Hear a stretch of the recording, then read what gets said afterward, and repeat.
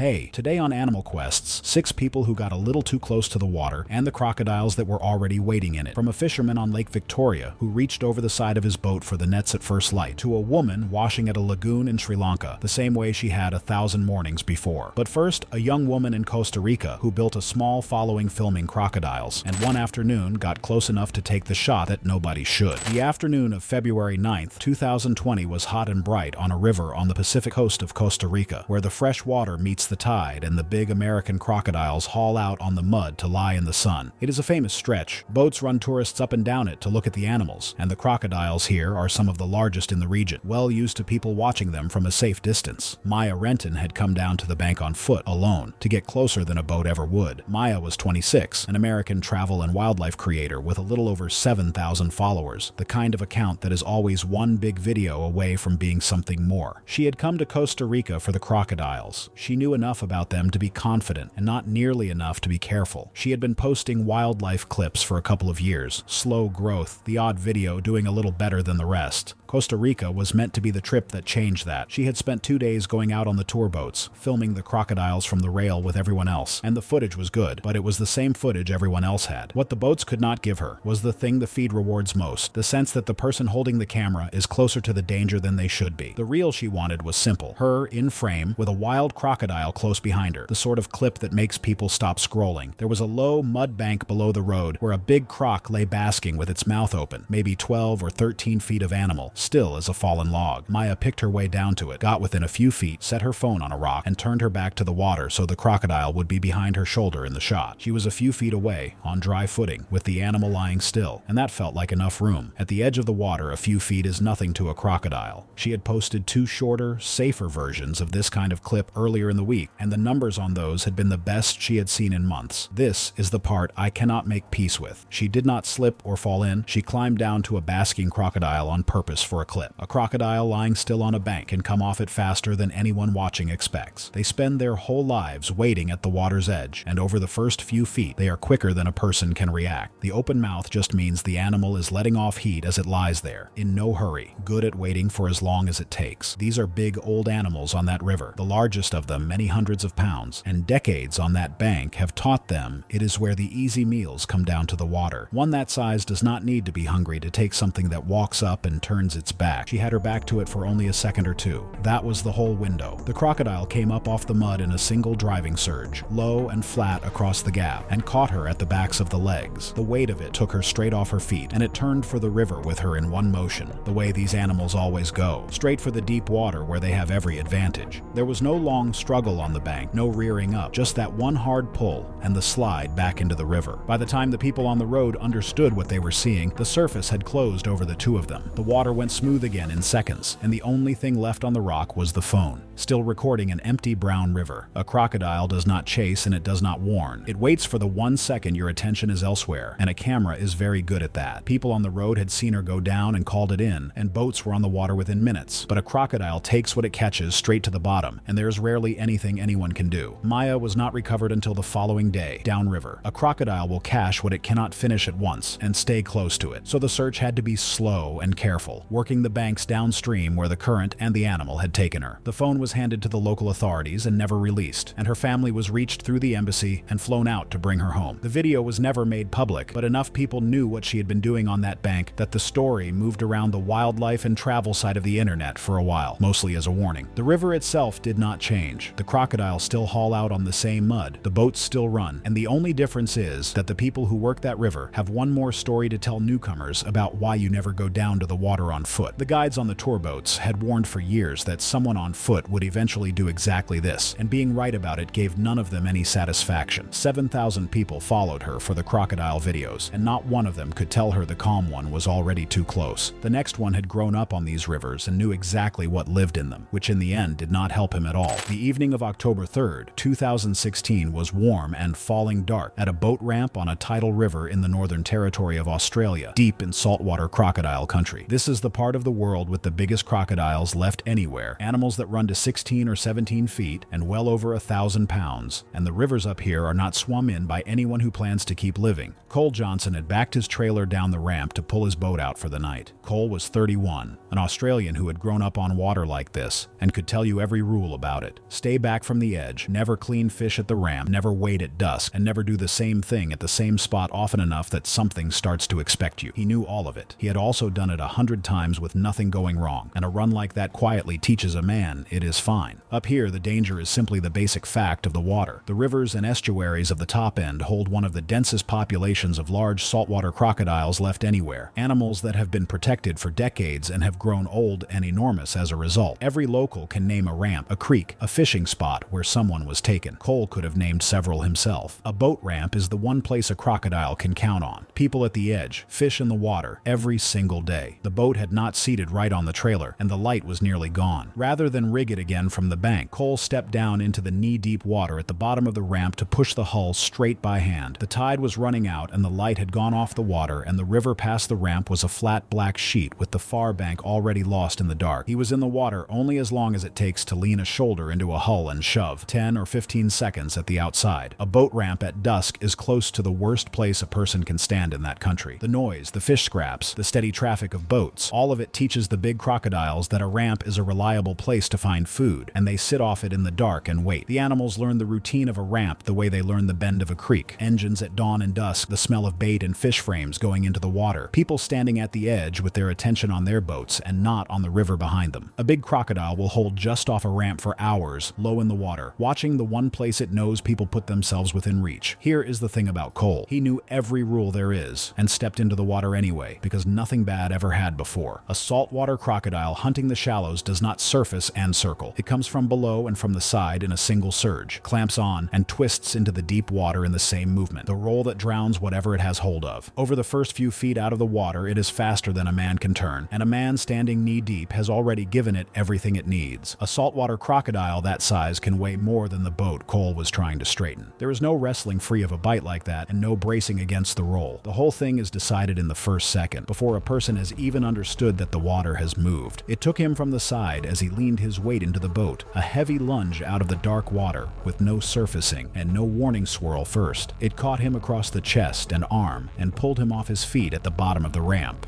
His mate was standing dry with the trailer winch in his hand, and afterward he could only say that the water seemed to stand up and fold over, and that Cole was there and then he was not, all of it inside a second or two. The animal rolled once, hard enough to throw water up the concrete, and then the river went dark and quiet again, and the boat drifted loose off the trailer and turned slowly against the bank with nobody in it. Wildlife rangers found the animal that had done it a short way downstream the following morning, a saltwater crocodile better than 15 feet long, and Cole was recovered soon after. The animal was an old male that had almost certainly worked that ramp for years, seen by people many times, familiar enough that nobody had thought of it as a specific threat. The ramp was closed for a time, and signs went up again, the same warnings that had been there for years and that everyone, Cole included, had long since stopped reading. He knew every rule on that river. The rules were never the problem. The 100th time doing the same small, unsafe thing was. It is mostly locals who get taken up there, not the nervous tourists who keep well back. They are the people who know the water best, who have done the same small, unsafe thing 1,000 times with nothing going wrong, right up until the day it goes wrong. Cole was not reckless by local standards. He was an ordinary man doing an ordinary thing on his own river, and that was enough. The next man also worked the water every single day until the day the bank he trusted gave him up.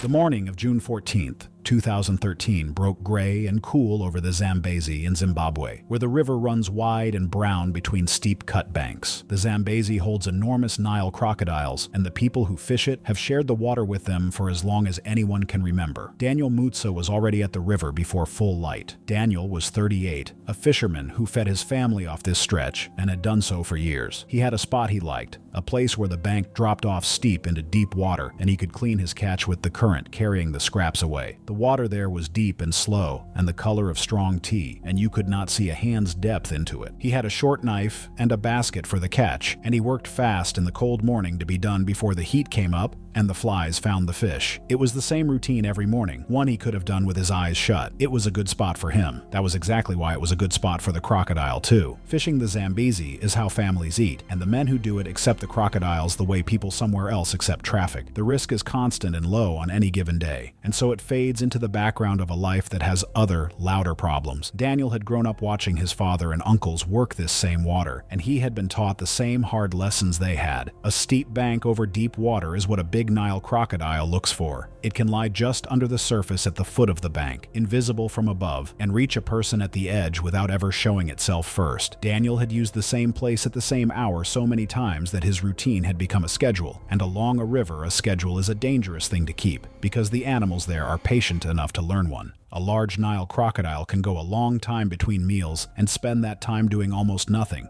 holding station in the cool water at the foot of a bank, surfacing so slowly the river barely marks it. It does not need to ambush often to make a living. It only needs the people who share its bank to be predictable, and along a working river they almost always are. A crocodile does not pick you out. It lies in the same spot day after day, and one morning your routine and its patience simply line up. He crouched at the edge to rinse the first of the fish, the way he always did, one hand down in the cold water. The crocodile came up out of the deep channel at the foot of the bank, where it had been lying unseen, and took him by the arm and the side in one rising lunge. The steep bank that made the spot so convenient gave him nothing to brace against and nowhere to throw his weight. It pulled him off the edge and into the channel, and the grip and the roll were a single motion, the animal turning hard as it went down so the water barely broke. A man fishing the next bend heard nothing over the sound of the river. There was no scream that carried and no thrashing that lasted. Just a man pulled off balance and into the brown water, gone under before anyone close by could be sure of what they had seen. The village searched the banks through the day, and the local authorities recorded what had happened, though on a river like that, a recovery is never certain, and this time, there was little to find. Daniel had fished that bank most of his life. It had fed his family for years, and on one ordinary morning, it took him in a few seconds, and the river simply moved on the way it always had. The men of his village kept fishing it because there was no other choice, but several of them changed how they worked the steep banks after that, cleaning their catch further from the edge and never crouching low at the water in the half-light. It was a small change against a large risk, but on a river like that, the small changes are sometimes the only ones a person can make. No one suggested he should have fished elsewhere, because there was nowhere else, and no one pretended the change would have saved him that particular morning. It was simply what people do after, the small adjustments that let them go back to the water at all. He fished that bank most of his life, and it fed his family for years. It took him in the time it takes to rinse a fish. The next one was not fishing or working the water at all. She was doing the most ordinary chore there is, at a spot the whole village used. The morning of August 22nd, 2018 was already hot at the edge of a lagoon in the south of Sri Lanka, where a cluster of worn stone steps ran down into the brown water. The women of the village came here each morning to wash clothes in pots, standing ankle and knee deep at the steps while children played higher up the bank. The steps were worn smooth and pale from generations of use, and the water at their foot was warm and the color of weak tea, shallow enough that you could see your own feet on the lowest one. A handful of women were already there when Nadisha came down, kneeling at the steps with their basins, talking over the slap of wet cloth on stone. The lagoon was also home to mugger crocodiles, and everyone knew it, the way you know a thing so well that you stop quite believing in it. Nadisha Pereira came down with her washing soon after sunrise. Nadisha was 34, a mother who had washed at these steps for most of her life, as her mother had before her. The crocodiles were part of the place. Now and then, one would be seen sunning across the lagoon, and people would keep an eye on it and carry on, because the washing still had to be done, and nothing had happened at these steps in living memory. The animals are mostly active at the edges of the day, and the people come and go in groups and in daylight, so the two mostly miss each other. The danger never goes away, it just becomes so familiar that people stop quite seeing it. A mugger crocodile is an ambush hunter that favors exactly this kind of murky, shallow, gently shelving water, and it learns where people gather. It can lie a body length or two off a washing place, only its eyes above the surface among the reeds, waiting for someone to step a little deeper or stay a little longer than the rest. The water gives nothing away. A washing spot can stay safe for years simply because no crocodile has happened to be there, right up until the morning one is. Mugger crocodiles are smaller than the great saltwater and Nile crocodiles, but a large one is still far more than a match for a person standing in shallow water, and they take a steady, quiet toll across the parts of South Asia where people and lagoons live on top of one another. A reedy shallows beside a path that everyone uses is exactly the kind of place they do best. This is the one that stays with me because she did nothing unusual. She washed at the steps her mother used, never told the water had changed. She had waited a little past the low lowest step to reach a pot that had drifted, no more than a step or two deeper than the others. That was enough. The crocodile came from the open water to her side in a fast, low rush that pushed a small wave ahead of it and took her by the leg before she could turn. It did not stop or pause. It kept going, dragging her off her feet and away from the steps into the deeper part of the lagoon. All of it in the time it took the women a few feet away to turn their heads at the sound. There was one hard churn of water where she went under, and then the surface settled. The other women were close enough to touch where she had been standing, in water shallow enough to stand up in, and not one of them could do a thing about it. The men of the village came running and searched the lagoon, and the local wildlife officers were called. But a mugger takes its prey deep and waits, and there was nothing to be done in time. The washing steps were abandoned after that, and a new spot was cleared further along where the bank dropped away quickly, and a crocodile could not lie unseen in the shallows. For a long time, no one in the village would go near the old steps at all. A washing place is more than a chore. It is where a village gathers and talks and keeps an eye on its children, and losing it changes the shape of ordinary life. The lagoon took a woman, and in a smaller way it took the steps along with her. A new generation of children in that village grew up being told to stay well back from any still water, taught by a single morning, the way every water community learns, through someone it could not afford to lose. Years of safe mornings taught the whole village the wrong lesson, that the lagoon had let them off. It never had. The next man crossed his river the same way every day, on foot, through water he could not see into. The afternoon of November 7th, 2021 hung hot and still over a tidal river channel in East Kalimantan, on the island of Borneo in Indonesia. The rivers here run thick and brown through low country, and they hold saltwater crocodiles, the same species as in northern Australia, and every bit as large and as patient. Bayu Santoso needed to get to the far bank, the way he did most days. Bayu was 29 and had grown up along this water, fishing it and crossing it as a matter of routine. There was a place where the channel ran shallow enough to wade at the right state of the tide, and the village had used it for years. He had crossed there more times than he could count, the murky water never higher than his chest, the bottom soft under his feet. The country around these rivers has changed a great deal in recent decades. Much of the old forest cleared and replaced with plantation, and the rivers that drain it have become, if anything, better crocodile habitat than before. Big saltwater crocodiles have moved into channels close to villages that once saw them only rarely. Bayu had crossed that channel 1,000 times. 1,000 safe crossings does not make the next one safe. The trouble with a tidal river is that it never looks any different on the day something is waiting in it. The brown water hides a crocodile completely. No fin, no ripple, no sign at all. And a crossing that has carried 1,000 safe trips is no safer than the one where an animal happens to be lying that afternoon. These crocodiles ride the incoming tide up into the narrow channels to hunt and drop back on the ebb. So the crossing Bayu used was shallow and convenient at certain tides. Convenient for him and, at the wrong moment, convenient for the animal as well. Nothing about the surface ever showed which kind of moment it was. He crossed with a sack balanced on his head and one hand up to steady it the way he always did, both feet feeling for the firm line of the bottom. You cannot read a muddy river. The water looks exactly the same whether the thing is in it or not. He was about halfway across, chest deep, balanced, and one hand up. When it took him, there was no run-up he could have seen. The strike came from below and to the side, a sudden enormous force that hit him and pulled him sideways and down in the same instant. The death roll of a big saltwater crocodile is a violent, twisting thing that turns its prey over and over until it cannot fight, and in deep, murky water there is almost no being pulled back from it. People on the bank saw the water heave and boil where he had been, saw the sack go floating off on its own, and then Bayu was under and gone. There had been no warning, no glimpse of the animal, no ripple against the current. The first sign of a crocodile in that water is almost always the strike itself, and by then the only thing that matters is how deep you are standing. In a few seconds, there was only the brown surface and the slow pull of the current, and the crossing was empty. The villagers searched the channel and the banks for 2 days, and the local authorities recorded the death the way they had recorded others on that river before. The old crossing was given up, and people began taking the long way around by the road bridge, an extra hour each way that nobody resented, because everyone had always known what the short way could cost and had simply hoped it would go on not costing it. These quiet losses add up across the region year after year. A fisherman here, a child fetching water there, rarely making any news beyond the village that carries them. There is nothing vengeful in it and nothing unusual about the crocodiles. People, and big ambush predators, simply end up using the same narrow water for the same reasons, and over enough crossings it eventually catches somebody. After Bayu, the village stopped using that crossing for good. Most crossings are fine, and that is the trap. The river looks the same on the day it is not. The last one reached into the water before the sun was even up, for the nets that fed his whole family. The morning of April 19th, 2015 was dark and cool on Lake Victoria, in Uganda, an hour before first light. The lake is vast, and its shallows and inflows hold large Nile crocodiles, and the fishermen who work it go out in small wooden boats while the water is still black. Samuel Okello was already out, leaning over the low side of his boat to begin hauling his nets. Samuel was 45, a fisherman who had supported his family off the lake for most of his life. He worked alone in a low, narrow boat that sat close to the water, and he set and pulled his nets by hand, reaching down into the dark again and again, the same motion 1,000 times over. It was honest, ordinary work, and it put his hands and arms in the water in the dark more than any sane person would choose if there were any other way to eat. Fishing is the backbone of the communities around the lake, and most of it is done from small open boats by men working alone or in pairs, often before dawn when the catch is best. The boats are cheap and low and built for carrying fish, not for keeping anything out. Samuel had been out since well before midnight and still had most of his nets to pull, working by feel and by the thin light coming up over the far shore. Reaching into black water for a net was every working morning of Samuel's life. He never once got to choose otherwise. A big Nile crocodile on the lake learns where the boats work and what a man hauling nets sounds like. The rhythm of it, the splashing, the low shape sitting still on the surface. It will come to a boat in the dark and take a person reaching over the side, because a man leaning out over the water is, to a crocodile, simply prey that has come within reach. From a low boat, there is no real barrier between a person and the lake at all. The crocodiles on the lake have learned that boats and nets mean fish, and a fishing boat working in the dark is easy for a big one to find. Most nights, nothing comes of it. The animal that does come has simply learned that the sound of a boat on the water means food, and a man leaning out over the side to haul a net is right there in reach. Here is what people forget about a small boat. The man is barely above the water at all, with his arms down in the dark lake. He had a good hold on the net and was pulling it up over the side, his arm in the water to the shoulder, when the crocodile took him by the forearm and pulled the other way. It came with all the weight of a big animal behind it, and a small boat gives a man nothing to set himself against. He was hauled hard against the low side, the boat tipped under him, and he went over into the black water with the net still tangled on his arm. There was a short, heavy commotion in the dark, water and the knock of the hull, and then nothing. The other boats working nearby heard the splash and the boat go quiet and knew, the way fishermen on that lake always know, what it meant. On a small boat in the dark, there is no second chance and no way for the men nearby to reach a man in time. By the time they had their own boats turned and their torches up, the water where Samuel had been working was still, and his boat was already drifting on its own. They searched at first light and through the day, and the local authorities recorded what the lake had done, which was the same thing it did to a handful of fishermen every year. Samuel's boat was found drifting and empty. He had reached into that water in the dark thousands of times to feed the people he loved, and on one morning, no different from the rest, a crocodile took him as he leaned out, and a family lost the man who had kept it fed. He was one of a handful the lake takes from the fishing villages most years, men doing necessary work in the only way it can be done. On water they cannot make safe. The other boats were back out the next morning because the fish do not wait, and neither does hunger, and every man among them reached over the side into the dark again, knowing exactly what could be down there, because there was nothing else to be done. There is no making that work safe. The fish do not wait, hunger does not wait, and so the boats go back out at dawn.